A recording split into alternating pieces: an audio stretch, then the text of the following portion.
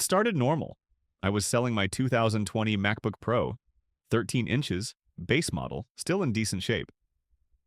Got a new one through work, so I listed the old one on Facebook Marketplace. $650, nothing fancy. I cleaned it, wiped the drive, reinstalled macOS, charged it, tested every port, worked fine. A guy named Brandon messaged me within a day. Profile looked normal, said he was a graduate student who needed a laptop for editing and couldn't afford full price. He asked if I'd take $600 cash. I agreed. We set up a meet in a grocery store parking lot the next morning. He showed up on time. Mid-20s, hoodie, normal. Checked the screen, booted it up, typed around for 30 seconds, said, "Cool." Handed me six $100 bills, thanked me, drove off. That was it. I forgot about him entirely. 12 days later, I got a message from him. "Hey, so this is awkward. The laptop won't turn on anymore. Took it to a repair place and they said it had liquid damage. You never mentioned that. Can we talk?" I stared at it for a second. Liquid damage? It worked when I sold it. I used it daily until the day before. I replied, "Hey, sorry to hear that, but it was fully working when I gave it to you. I wasn't aware of any liquid damage. I wouldn't have sold it if I knew." He replied 5 minutes later, "Yeah, but the tech said it had signs of previous spill damage. Which means you must have known. Not cool, man." That last sentence set off a flag in my head. The tone changed. I told him again that it worked, and I had no reason to hide anything. I said it was sold as is, which is normal for local cash sales. He went silent. Then, 3 days later, I got an email from a law office. Small firm. The subject line said, "Notice of intent to pursue damages. Brandon A. versus my name." The body was a formal letter. Brandon had filed a small claim suit for $2,032.89. Breakdown: $600 refund for laptop, $142.89, diagnostic and verification fee. $1,000 for time lost, inconvenience, and software purchases. $290 legal filing, service, and administrative fees. I sat there rereading it. Multiple times, this had to be a bluff. I Googled the law firm, real, small operation, local, website from 2014 but active. The filing was legit. It was scheduled for small claims court next month. I called the number, left a message. No one called back. That night, I checked the Facebook messages between me and Brandon. We didn't talk much. No audio, no calls, no mentions of condition other than used but works. I never wrote as is, never said no refunds. Then I realized something worse. I didn't take pictures of it before I sold it. No video of it turning on. No proof it worked. He could literally walk into court and say it never powered on. That I scammed him. That I dumped a broken device on a student. I called a friend who works in IT repairs. He told me what prior liquid damage could mean. If he spilled something on it and tried to boot it, the tech might see corrosion. But they can't prove how old it is. Could be years ago, could be yesterday. He might have even dropped water on it himself. Exactly, but legally?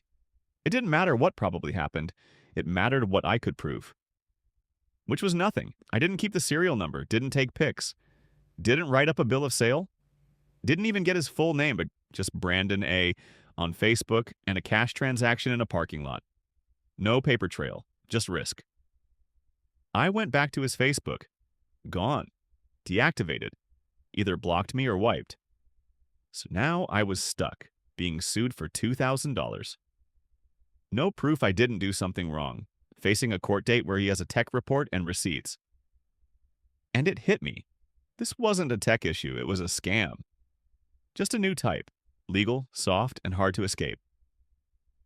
The next morning, I went into prep mode. I had 4 weeks until the court date and no evidence in my favor. No contract, no as-is wording, no record of the laptop's condition.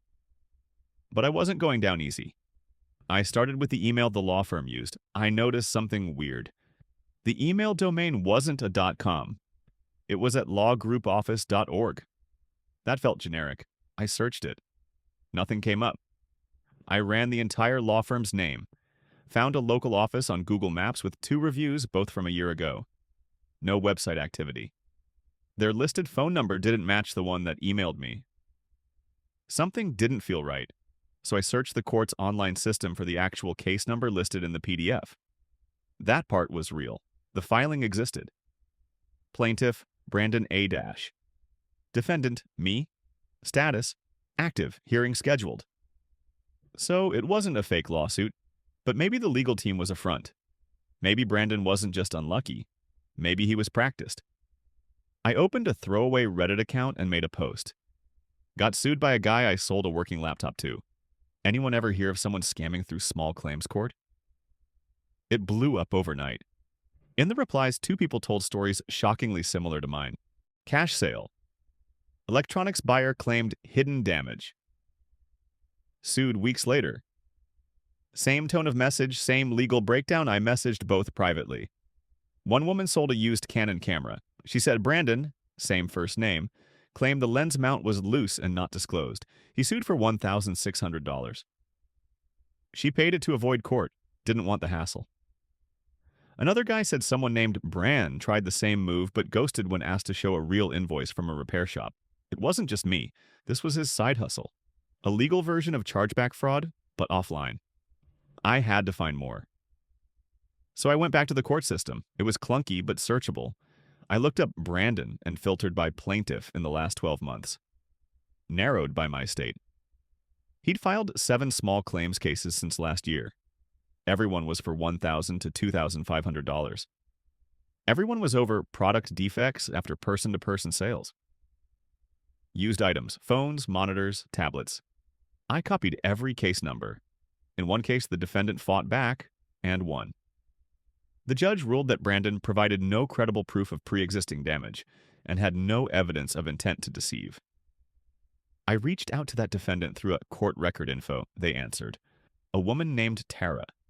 She was the one who cracked the whole thing open. She said, "He's not alone."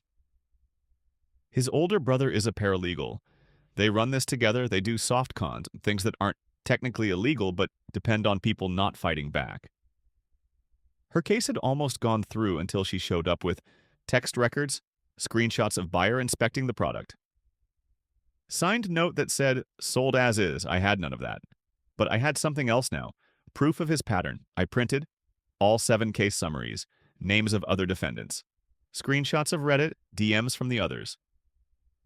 His now deleted Facebook profile cached from a Google image result the repair invoice he sent me, which turned out to be from a store that doesn't even do diagnostics. I made a binder.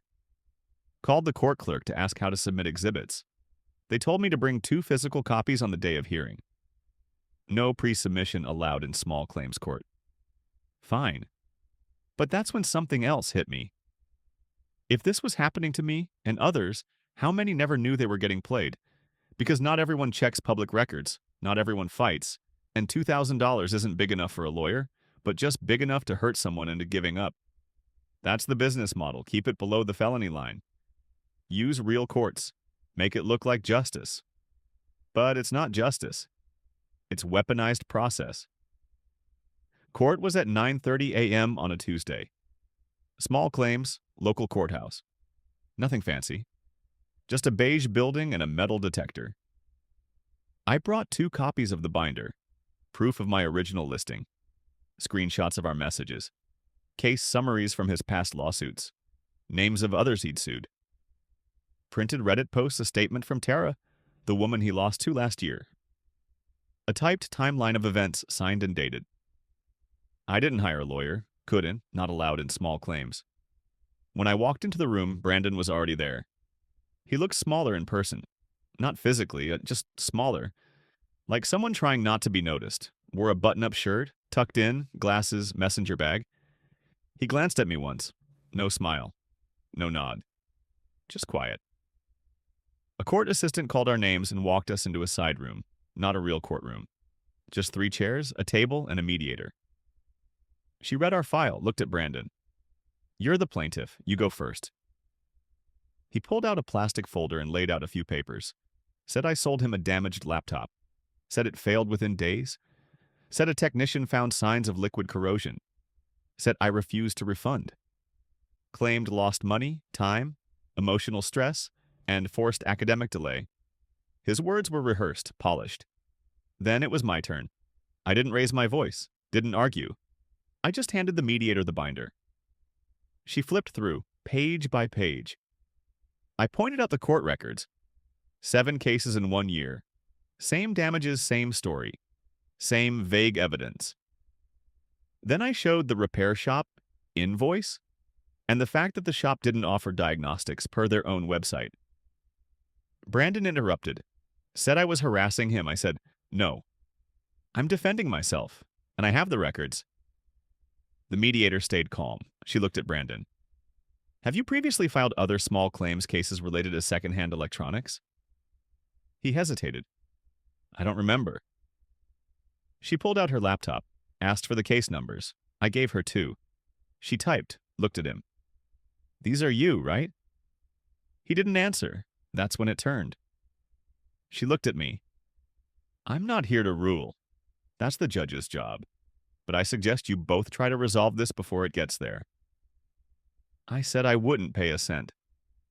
She nodded. We were called back into the courtroom. Now it was official. Judge on the bench. Cases called fast. 1 every 10 minutes. Our turn came. The judge had our case file, our documents. Brandon tried the same routine. The judge stopped him halfway through. You've filed multiple claims in this court over similar matters. Are you familiar with the statute concerning abuse of process? Brandon froze, then said, I'm exercising my right. The judge stared. I'll keep this simple. You provided no time-stamped documentation. The repair statement is unverified. The defendant has provided a compelling pattern of your prior legal actions, which appear strategic and repetitive. This court is not a tool for revenge or side income. Then he looked at me. I rule in favor of the defendant. Case dismissed. No damages awarded. Bang! Done! I stood there for a second. Not happy. Not relieved. Just finished. I walked out. Brandon didn't follow, but 2 days later I got a message on Reddit. From a throwaway account. Just 1 sentence. You made a mistake going that far? I didn't reply. I reported it. Saved a screenshot. Let it sit in a folder. Because I know he'll try again with someone else. That's how these people work. They don't kick down doors. They don't wear masks. They file paperwork. They weaponize process. And they bet you're too tired, too busy, or too scared to push back. Most of the time, they're right. This time, they weren't.